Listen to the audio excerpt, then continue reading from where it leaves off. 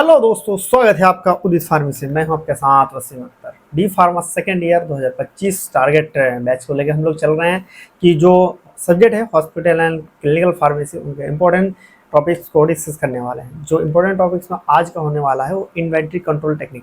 देखो, बहुत बार पूछता है क्वेश्चन में, आपने देखना कि क्वेश्चन बैंक भी देखोगे तो बहुत बार पूछता है कि types of inventory control technique, how to control inventory technique, define inventory control technique.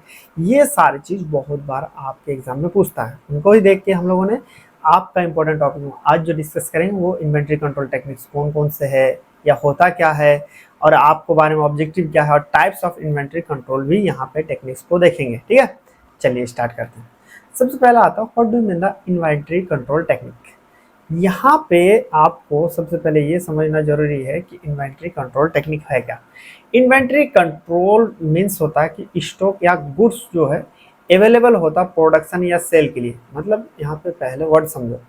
Inventory मतलब होता है कि जो सामान ले लीजिए या रॉ मटेरियल ले लीजिए जो प्रोडक्शन या फिर के लिए सेल के लिए रेडी हो, उसी को हम लोग इन्वेंट्री कहते हैं। जैसे कि अगर मान लीजिए खाना बनाते हैं, खाना लगभग सबको आता है, जैसे कोई फूड बनाना।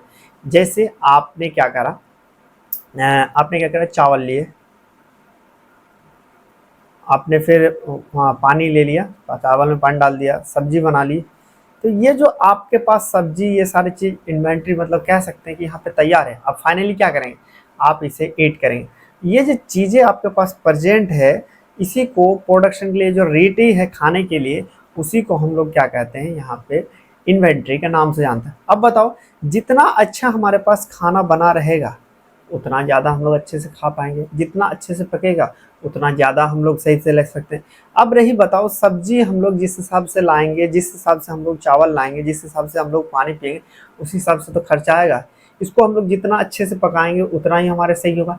सेम इसी तरह क्या करते हैं हम लोग, क्या करते हैं इन्वेंट्री में, जब कोई रॉ मटेरियल का यूज़ करते हैं प्रोडक्शन के लिए और उसको या फिर के लिए सेल करने के लिए, तो उसको किस तरह से हम लोग ले या कौन कौन सी विधि से हम लोग यूज करें जो सही और ऑप्टिमम चीज़ों को मिले। ठीक है, अब देखो, inventory management allow business to minimise inventory cost. मतलब कि इन्वेंट्री मैनेज, हमने तो समझ लिया इन्वेंट्री क्या है कि वो चीज़ या वो सामान जो बनाने के लिए या फिर बेचने के लिए कंप्लीट तैयार हो।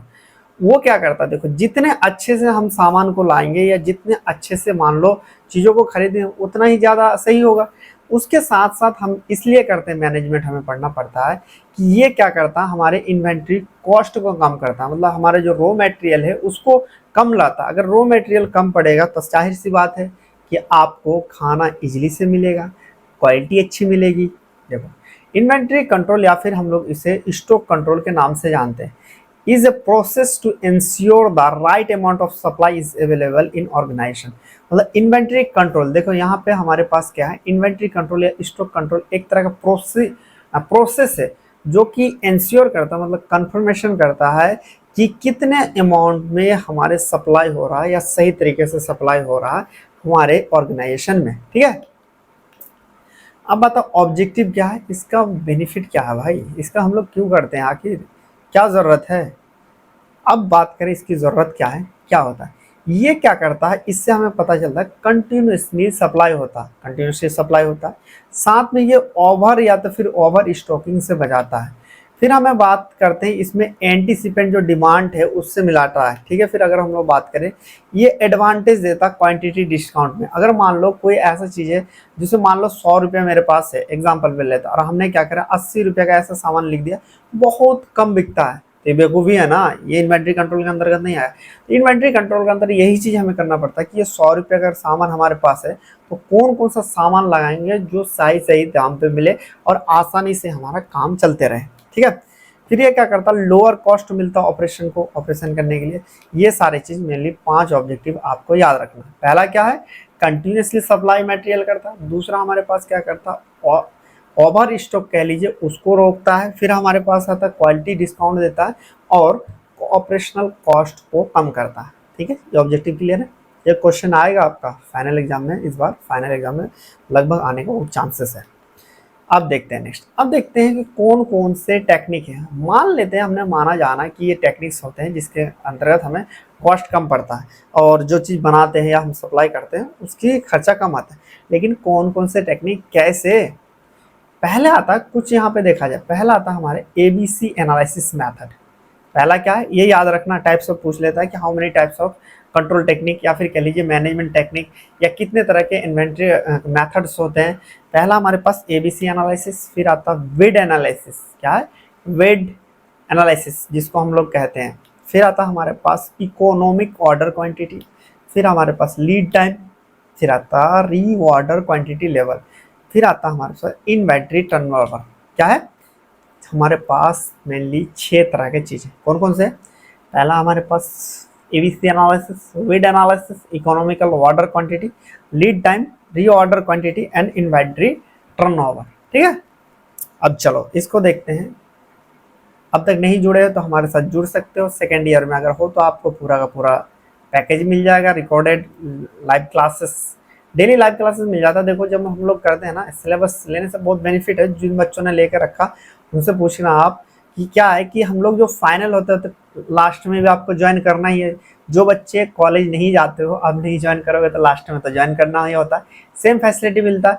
लाइव क्लासेस में आपको 3 से 4 बार हम लोग क्या करते हैं, सिलेबस को कंप्लीट करते हैं। आपका जो सिलेबस है ना उसको हम लोग लाइव क्लासेस में कंप्लीट करते हैं, फिर शॉर्ट क्वेश्चन देते हैं, लॉन्ग क्वेश्चन देते हैं। ये सारी चीज़ आपको बेनिफिट मिलता है।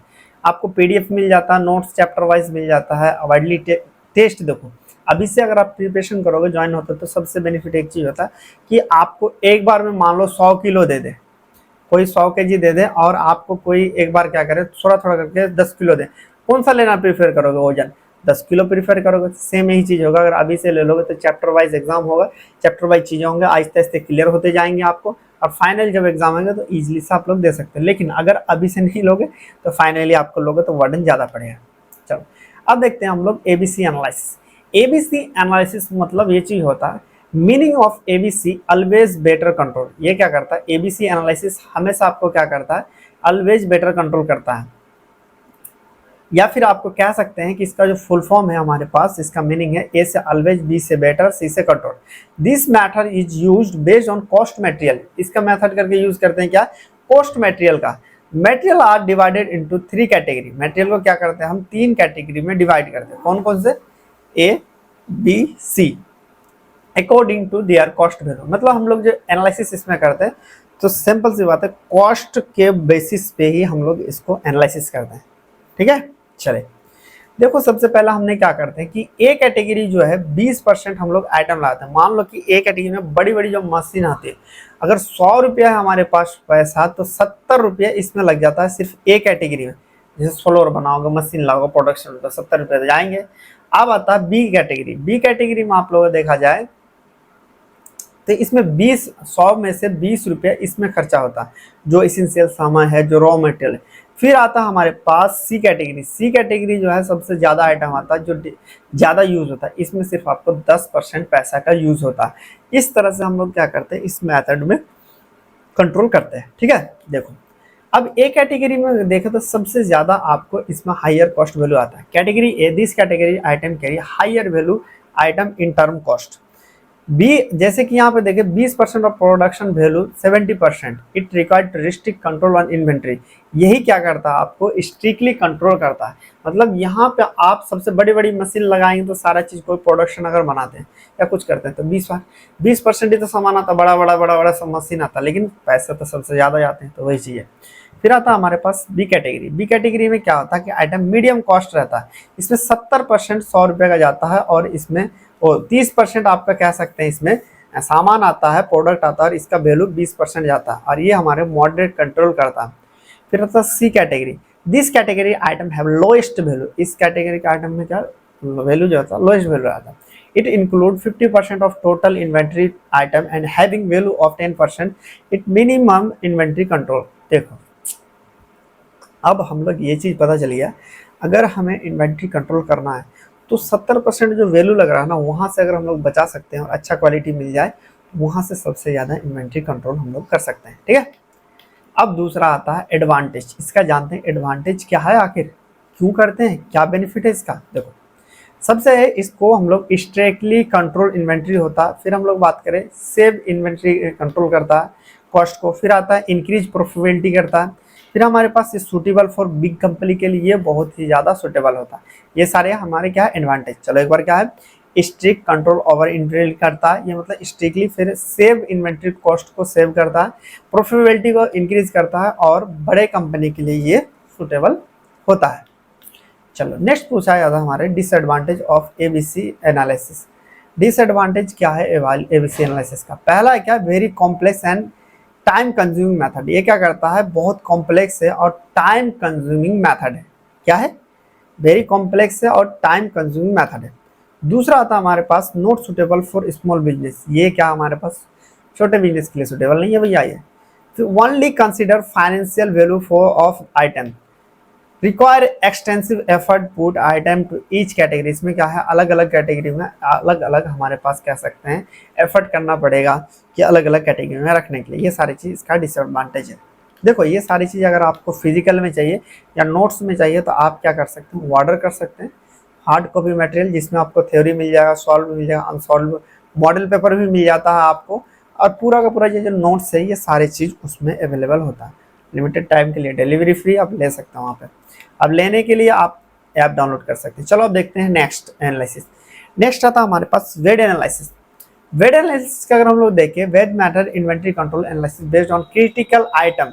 ये क्या करता है एक तरह का मेथड है जिसमें एनालिसिस करता है क्रिटिकल आइटम का। दिस आइटम क्लासिफाइड इनटू, ये जो आइटम है किसमें क्लासिफाइड? वाइटल, एसेंशियल और डिजायरेबल।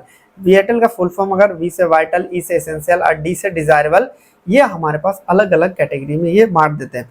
वाइटल मतलब जो चाहिए ही चाहिए, एसेंशियल मतलब जरूरत, डिजायरेबल मतलब चाहे रहेगा फिर भी, नहीं रहेगा फिर भी चलेगा। ठीक है, जैसे ये बहुत ही इंपॉर्टेंट है किसके लिए? Hospital pharmacy. It is very important for hospital pharmacy. क्या है? ये बहुत ही इंपॉर्टेंट है। वी से वाइटल मतलब हाईली इंपॉर्टेंट है, ई से एसेंशियल मतलब मॉडरेट इंपॉर्टेंट है। फिर अगर हम लोग बात करें डी से डिजायरेबल जो लेस अमाउंट मतलब लेस इंपॉर्टेंट है। ठीक है, ये चीज़ आपको याद रखना है। अब देखते हैं वाइटल आइटम, ऐसा आइटम जो कि हम लोग विदाउट उसका काम चले ही नहीं, उसे हम लोग वाइटल कहेंगे। इसेंशियल कहेंगे वो क्या कर सका आपको डिस्टर्ब कर देगा normal activity. Item which likely to cause disturb on normal activity, मतलब अगर ये नहीं रहेगा तो नॉर्मल एक्टिविटी नहीं चलेगा। डिजायरेबल क्या है? इसके अब्सेंस में भी काम चलता रहेगा। जैसे कि अगर मान लो काउंटर है, काउंटर थोड़ा सा गंदा है, टूटा फूटा है, लेकिन पेशेंट आ रहा है तो वो भी अगर सही नहीं करोगे काउंटर तो चल जाएगा। ये मेनली 3 कैटेगरी में आपको बताया गया। चलो अब हम एमसीक्यू डिस्कस करते हैं। यहाँ पे पूछा गया main what is the primary objective of inventory control. यहाँ पे पूछ रहा है कि इन्वेंट्री कंट्रोल का प्राइमरी क्या है, प्राइमरी ऑब्जेक्टिव क्या है।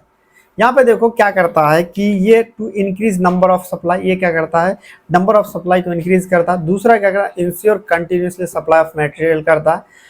तीसरा ये रिड्यूस नंबर ऑफ एम्प्लॉय करता है। फिर यहाँ पे इंक्रीज कॉस्ट ऑफ ऑपरेशन करता है। बताओ बताना ये क्या करता था, जल्दी कमेंट में बताओ। इसका हमने देखा तो ये क्या करता था हमारे सप्लाई मटेरियल पे तो काम करता था। तो राइट आंसर क्या होगा? Right answer is B. चलिए नेक्स्ट देखते हैं। नेक्स्ट क्वेश्चन पूछ रहा है इन एबीसी एनालिसिस, एबीसी के फुल फॉर्म बताना आप लोग। Always better control category record most strictly control. Most strict control मतलब पूछ रहा है कौन से में आता है पहले की A category, B category, C category या तो फिर ऑल कैटेगरी।